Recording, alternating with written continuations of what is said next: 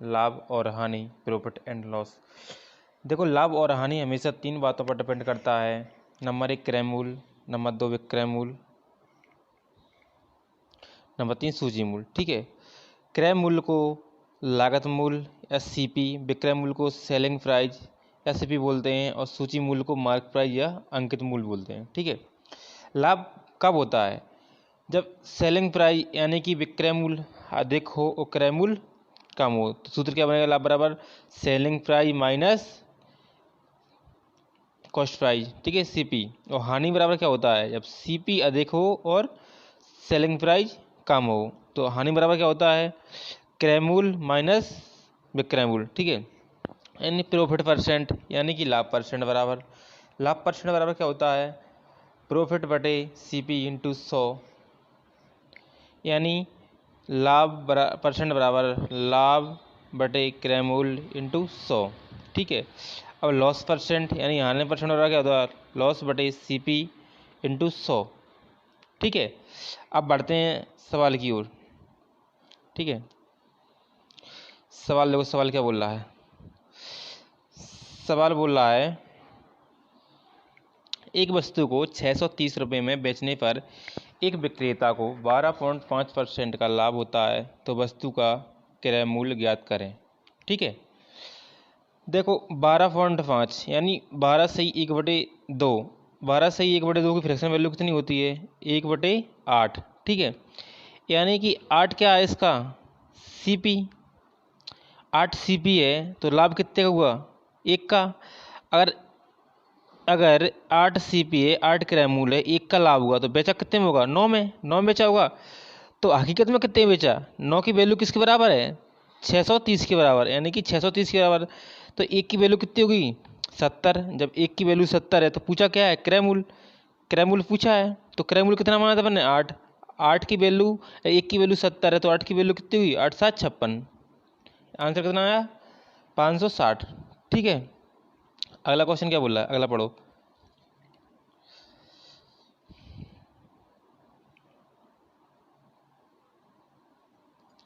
एक वस्तु को 1470 में बेचने पर विक्रेता को 16 से 2/3% का लाभ होता है, तो वस्तु का क्रय मूल्य ज्ञात करें।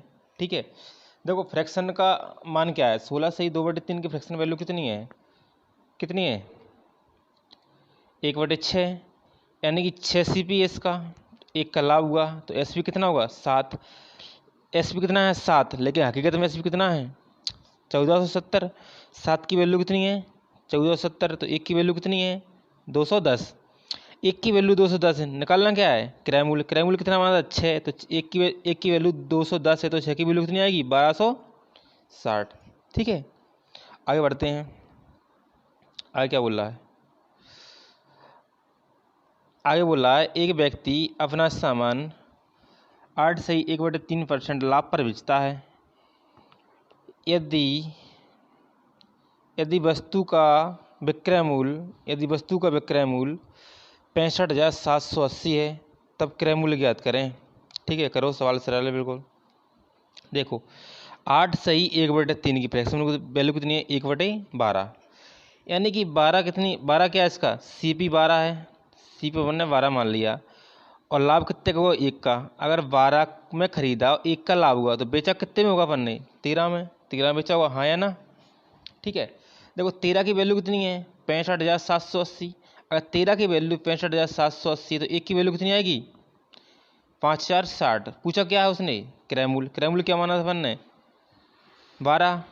क्रय मूल्य 12 माना था, तो 1 की वैल्यू 5,460 है, तो 12 की वैल्यू कितनी आएगी? 60,720। ठीक है, देखो अगला क्वेश्चन देखते हैं। अगला क्वेश्चन क्या बोल रहा है? अगला क्वेश्चन बोल रहा है, एक दुकानदार किसी वस्तु को विक्रय मूल्य के, देखो इसमें क्वेश्चन टाइप चेंज हो गया, विक्रय मूल्य के 16 से 2/3% लाभ पर बेचता है। दुकानदार का वास्तविक लाभ प्रतिशत क्या है? देखो ध्यान देना, 16 से 2/3 की फ्रैक्शन वैल्यू कितनी है? 1/6, यानी कि विक्रय मूल्य के, देखो समझना, विक्रय मूल्य के 16 से 2/3 पर, यानी विक्रय मूल्य का, यानी 6 का 16 से 6 का 16 सही 2/3 कितना है 1, यानी कि सेलिंग प्राइस कितनी है 6 है। तो 6 पर 1 का लाभ होगा तो बेचा कितने में होगा उसने, सॉरी खरीदा कितने में होगा 5 में खरीदा होगा। अगर 6 का बेच दिया और 1 का लाभ होगा उसके लिए तो खरीदा कितने का होगा 5 का, हाँ या ना, 5 का खरीदा होगा, 5 का खरीदा होगा। तो उसने पूछा है वास्तविक लाभ परसेंट, वास्तविक लाभ परसेंट, ये तो क्या था विक्रय मूल्य पर था, लेकिन हमेशा परसेंट लाभ परसेंट या हानि परसेंट किस पर निकलता है क्रय मूल्य पर। तो क्रय मूल्य पर क्रय मूल्य कितना है इसका 5 है, तो 1 का लाभ हुआ, क्रय मूल्य कितना है 5, 1/5 इंटू 100 कितना आया 20%। ठीक है, अगला क्वेश्चन देखो, अगला क्वेश्चन पढ़ो समझो। देखो अगला क्वेश्चन क्या बोल रहा है, एक व्यक्ति किस, देखो अगला क्वेश्चन देखो, एक व्यक्ति किसी वस्तु को विक्रय मूल्य की, देखो सेम सवाल है, विक्रय मूल्य की 25% हानि पर बेचता है तो व्यक्ति का वास्तविक हानि प्रतिशत क्या है। ठीक है, देखो क्या कहा है विक्रय मूल्य की, विक्रय मूल्य है, विक्रय मूल्य की 25%, 25% का फ्रैक्शन वैल्यू 1/4, यानी सेलिंग प्राइस कितनी है 4 है, 4 की बेची और 1 का लाभ हुआ। अगर तुमने किसी वस्तु को 4 में बेच दिया और 1 का क्या हुआ, सॉरी हानि हुई, अगर 4 की बेची 1 की हानि हुई तो खरीदा कितने में होगा आपने 5 में खरीदा होगा। तो वास्तविक हानि प्रतिशत यानी 1 की हानि भाई किस पर 5 पर इंटू 100 कितना आया 20%। कोई दिक्कत, आगे बढ़ते हैं। अगला क्वेश्चन क्या बोल रहा है, अगला क्वेश्चन करो। ठीक है, एक व्यक्ति एक वस्तु का विक्रय मूल्य के 8 से 1/3% लाभ पर बेचता है, क्रय मूल्य पर लाभ प्रतिशत ज्ञात करें। देखो ये विक्रय मूल्य पर है लेकिन इसके यहाँ क्या बोला क्रय मूल्य पर ज्ञात करना। 8 से 1/3, 8 से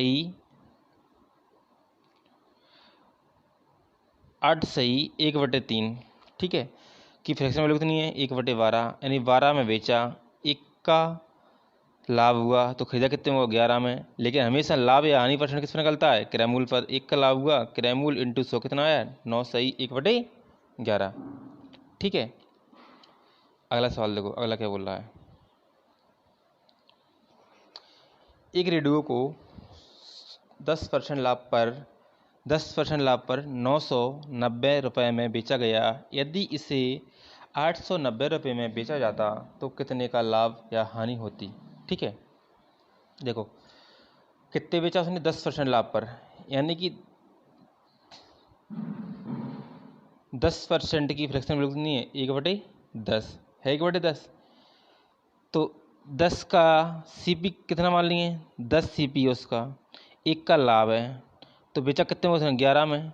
लेकिन 11 की वैल्यू कितनी दे रखी है उसने, 11 की वैल्यू कितनी दे रखी है बोलो 990, 11 की वैल्यू क्या है 990, तो 1 की वैल्यू 90। पूछा क्या है लाभ या हानि होती, अगर पूछा क्या उसने अगर 890 रुपये में बेचा जाता, कितना 890 में बेचा जाता तो लाभ या हानि होती। तो सीपी निकाल लिए, सीपी 10 बना था, 90 इंटू 10 के कितना हुआ सीपी 900।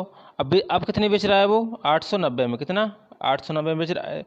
तो अगर 900 में खरीदा 890 में बेचा तो कितने की हानि होगी 10 रुपये की। ठीक है, अगला क्वेश्चन देखते हैं।